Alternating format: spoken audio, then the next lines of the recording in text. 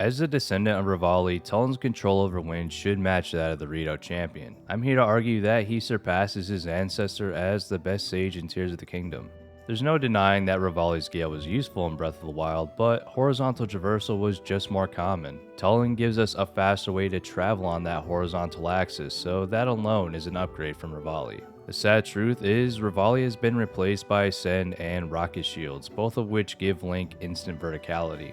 Rivali's Gale can only be used 3 times in a row, then it needs 6 minutes to recharge. Ascend can be chained together to cover more ground in the right situation, and as for Rocket Shields, if you unlock the max amount of shield slots, Link can gain fast vertical movement 20 times in a row. And most shields can withstand more than 1 rocket, so sorry Rivali, but the zone I had you beat. After all these years, I simply must admit the truth. Not only does Tulin give Link considerable horizontal distance, but while gliding in his gust, Link won't lose any verticality. This makes Tulin's ability the most useful since it's helpful anytime Link has his paraglider out, which is pretty often.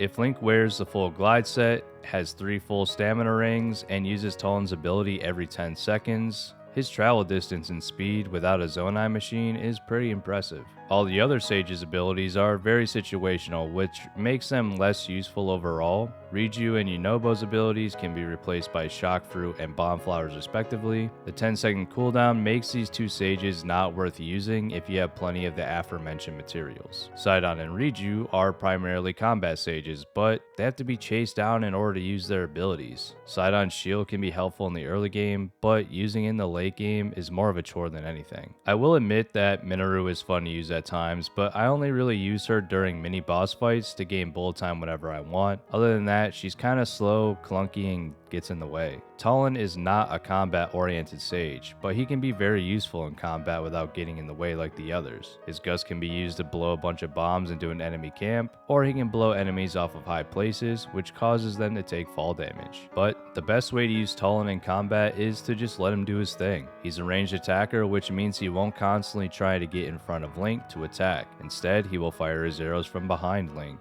He's already a master archer with the ability to hit critical headshots quite often. Anytime I'm fighting Lynels, Tulin comes in clutch with headshots that allow me to mount the Lynel for solid damage. Not only that, but he can also take out Octoroks and other small enemies like that pretty fast. Because of his small stature and better follow animations, Tulin never gets in the way of Link during any kind of traversal like the bigger sages do. Tulin is simply the best at fulfilling his purpose as a sage, which is to aid Link as much as possible during his mission to find Zelda. The other ones aren't aiding him as much. So far, we've only covered the gameplay aspects of Tulin, but I also just love him as a character more than the other sages, with Sidon being a close second, of course. Out of all the sages, Tulin has the most to prove. Sidon and Riju are royalty in their respective cultures. Yunobo is an accomplished businessman who has helped the Gorons flourish, and Minoru is already a sage of great power. Tulin is the youngest of the sages, and he's eager to show his worth as a Rito warrior. His father Teba was the warrior that accompanied Link to take control of Va Meadow in Breath of the Wild. As the years passed, Teba became the elder of Rito Village. Teba still treats Tulin like an incapable child despite his son's great skill, but that is just what dads do.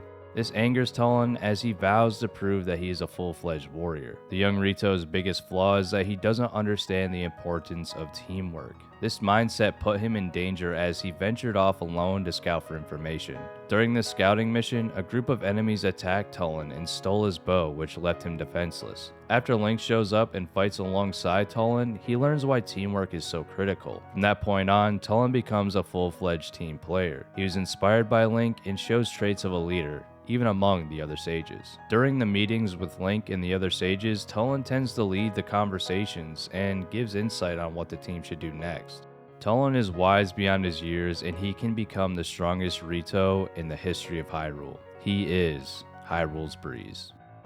Thank you so much for watching. If you agree with my thoughts on Tulin, let's keep the conversation going in the comments. I would appreciate it if you consider subscribing. We have a lot of Zelda content coming out. And until next time, have a great one.